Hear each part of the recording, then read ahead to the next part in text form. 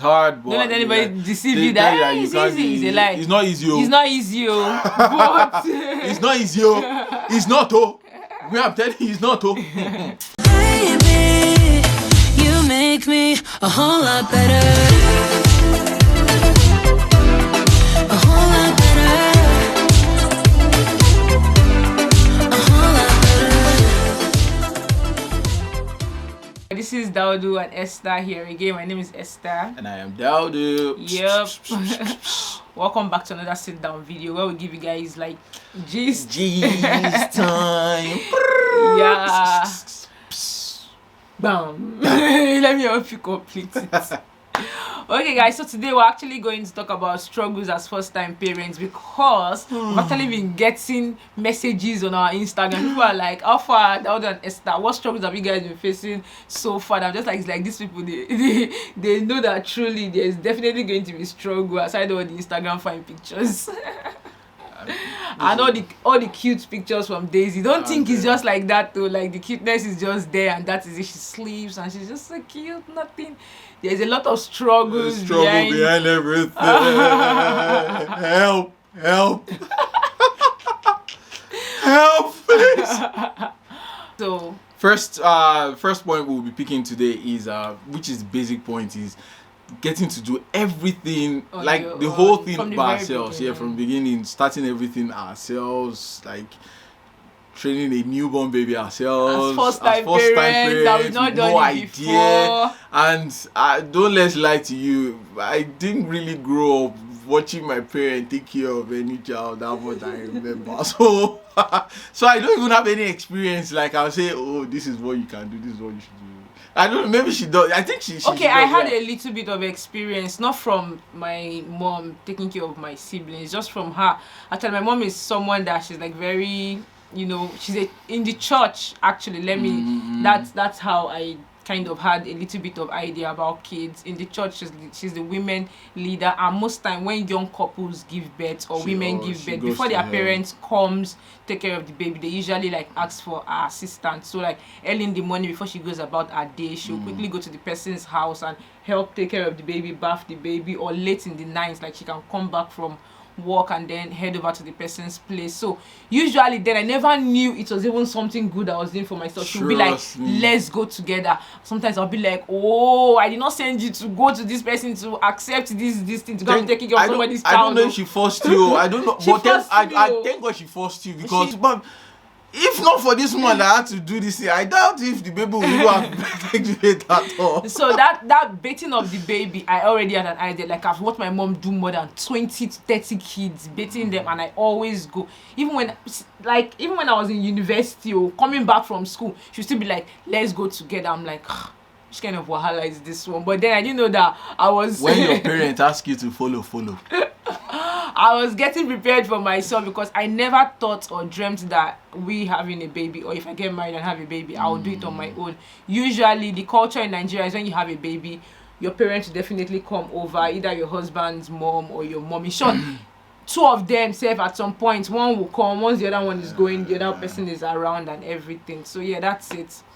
Okay, but it's really great she actually had an idea before, and also internet learning how to do some basic things helped us to scale through the first few weeks in general. So yeah, the moment we got back from the hospital and then we got into the house, I was just like, whoa, we are on our own at this moment, because there's nobody around, it's just us. Our parents were just like calling us on video call to give us instructions on what to do. So actually taking care of the baby alone from the onset is not something that is easy, like at all. It's easy as first time parents. So let's go to the next point.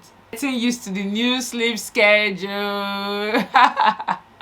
Hey God, baby. I think my eye bag is coming out again after you. Like for me, it was even worse, because you watch match now, you wake up at night. The thing is, for me now, I was actually used to the late night kind of lifestyle. I wake up at night to watch match. I stay up late to watch football matches and all. So I'm already used to that lifestyle. But you see, for my wife now, she's not used to that lifestyle. And I can remember before before we finally had the baby, I was telling like, you, this woman better start getting used to this new routine now. Just start getting, she's like, don't worry, we'll be fine. And when it came, it just punched her like, poof. What? You guys, if you don't sleep at 9, 10, you can go crazy like the next day. Like you'll be seeing things and things will be doubling in your eyes. And you just be angry for no reason. You'll be angry for no reason and you just be tired. Getting sleep deprived is just something that it is not cool at all. Like that's part of our struggle that we faced initially before I started getting used to the whole thing. Like you wake up, especially as a newborn, you have to wake up to feed like every 2 hours. You have to pump. You have oh my god, it wasn't even funny. We're coming to the pumping. Yeah, that one is and sometimes when the baby is not sleeping at night, you have to be awake. Yeah, you have to be awake to just be there for the baby and all. Trust me, it's not. I really commend my wife. She has really she has really improved. Like from before, I used to sometimes I used to have this fear. I don't know if I've actually told her, but I used to have this fear like, are you sure this woman will be able to cope? But so far, she has really coped. Like she has exceeded my expectations. Like she has really done really well. Like sometimes, like yeah, I'm married well. This one, I am blushing.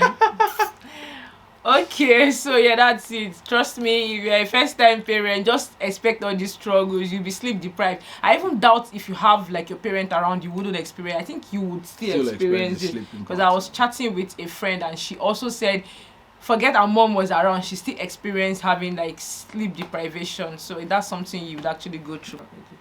Also, we had to adjust our sleeping schedule. Yeah. For us now, what we had to do is I go to work and it's going to be difficult for me to stay late at night. But what we actually do now is most times I stay. When I get back from work, I just stay up till like 12 p.m. and I just tell my wife, after dinner I just go and sleep. So she sleeps from like 8, 9 till like 12, and after 12 we shift schedule again.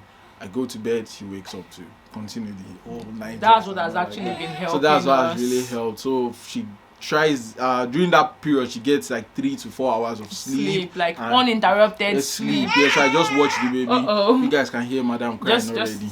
We'll continue. Coming back from work, we eat dinner, then between 8 to 12, I just tell my wife, just go and sleep, just go and rest, just go and sleep. So she gets 3 to 4 hours of good sleep, uninterrupted sleep. Like I watch the baby. Yeah, I just take care of the baby, change diapers, feed if I have to, and all those things. And she just sleeps whatever. For like, I just go and sleep. So point is breastfeeding. This one. If you are doing exclusive breastfeeding, it is not easy at all. Even without exclusive self, you still have to like pump out or give to the child or something. And if you're someone that has a lot of breast milk like I do, I get engorged too fast, so I can't even go 2 hours of rest without having to pump or breastfeed. 2 hours. I mean, drink water finish like this. Exactly. Once I drink water, pain. Like I need to pump out. So yeah, that one I wasn't even prepared for it at all. I never knew that breastfeeding can be that exhausting, especially like having to pump every time, you can't actually sleep for too long. You can't go for trips without having to pump and everything. So yeah, that part is a struggle. I wouldn't even lie. I'm grateful for it, because whenever I talk about it, people always say, you should be thankful that you have a lot of breast milk, which I am, but yeah, it's still a struggle. Yeah. What's the next point you have? Yeah, the next one, which I think this one we start experiencing in later parts though, is crying. Yeah. Crying. This one, the early part of the of the whole delivery wasn't really much. She wasn't crying much, which we actually appreciated. She was sleeping. We always say, like when people ask us, like, is she always crying? Like, we're like, no, our baby doesn't cry. Our baby doesn't cry. But after some months, what? She what? We are coming. Oh my god, she's just a drama queen. That's what we call her, drama queen. Yeah, she took after me. God, Daisy, she will just look around. Like, I feel like she knows when you're not there. The minute you guys are around, she's okay, she's cool. But once nobody's there, she senses nobody's there. Like, she just starts crying. Close to her. And it's not even as if you're not seeing her from afar, but you're not sitting close to her. And there's this C sharp he has. I don't know if it's C sharp or D sharp. That she's going to be a soprano singer, because she just goes, what? Why can't you calm down? It's so annoying. Just for no reason, you just sit down and go, why? What? Calm down now.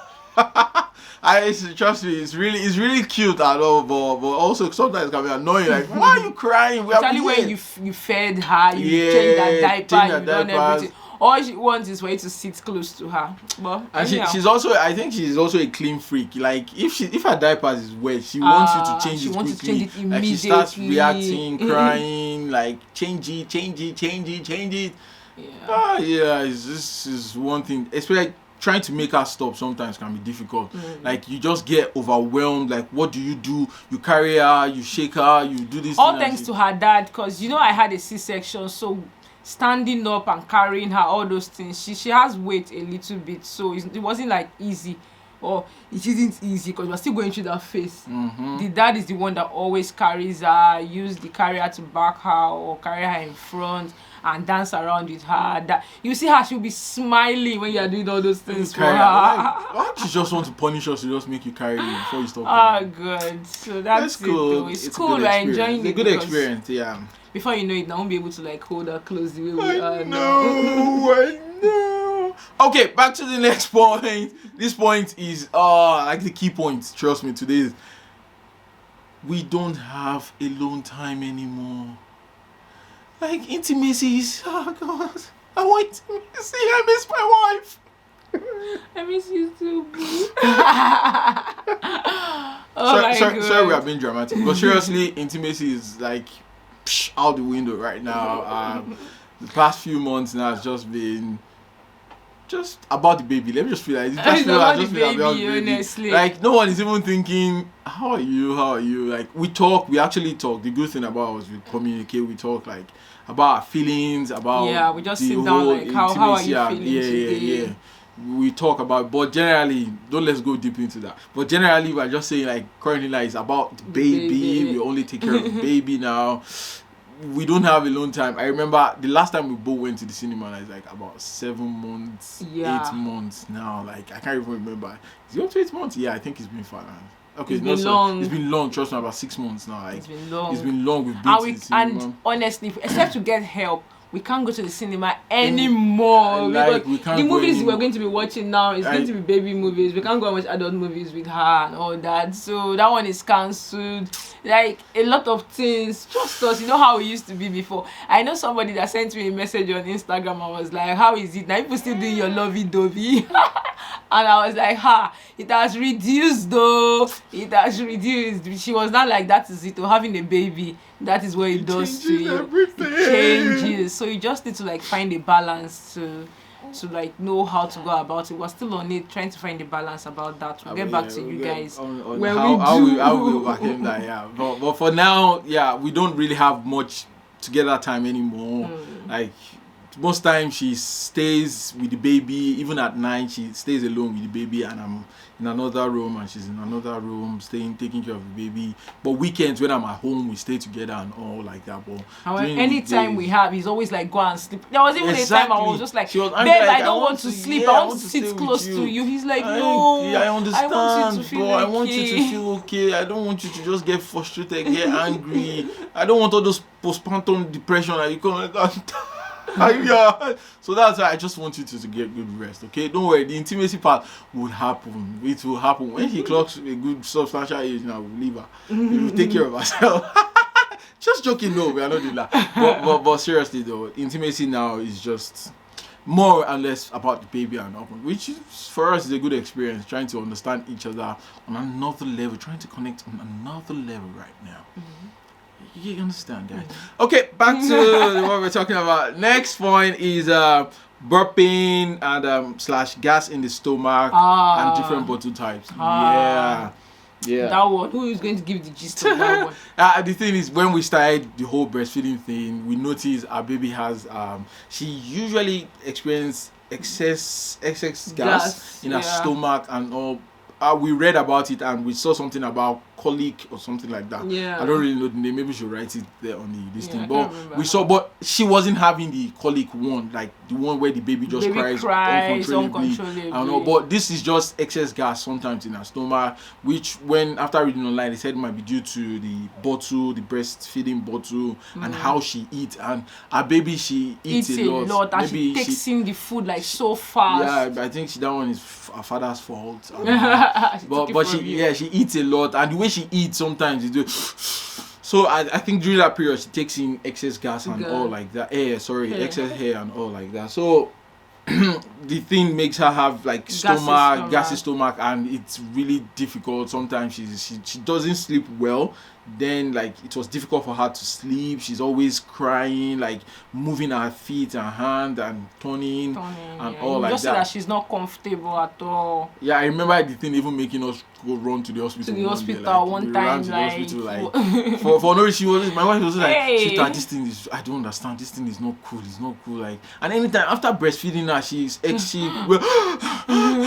like, calm down. Like, what's wrong? So we had to just rush her to the hospital. And when we got to the hospital, the doctor said that there's nothing wrong. Serious. That's just her stomach. She's having gassy stomach, and they showed us ways on how to ease the gas, take out the gas from her and everything like that. And believe me, even after the whole teaching, I don't think we even tried it more than 1 week, and everything went to normal. She left that stage really fast because online they were saying that she can be like that till like 4 months. For a long time. And all. Yeah, but at like 1 month and some weeks she was out of that stage. We're really lucky about that one because she wasn't always feeling comfortable at all. Really annoying, and she brings the food back sometimes, like after eating. Yeah, let's talk about the bottle own, because that one is something that we made a mistake about. Like, then so for the bottle, we didn't know that like there are types of bottle mouths that can actually help you reduce this intake of hair that a child takes. So we just like got a normal feeding bottle that is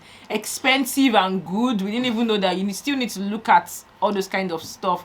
So after getting that, we noticed that she was always having hair bubble inside the bottle, the mouth of it.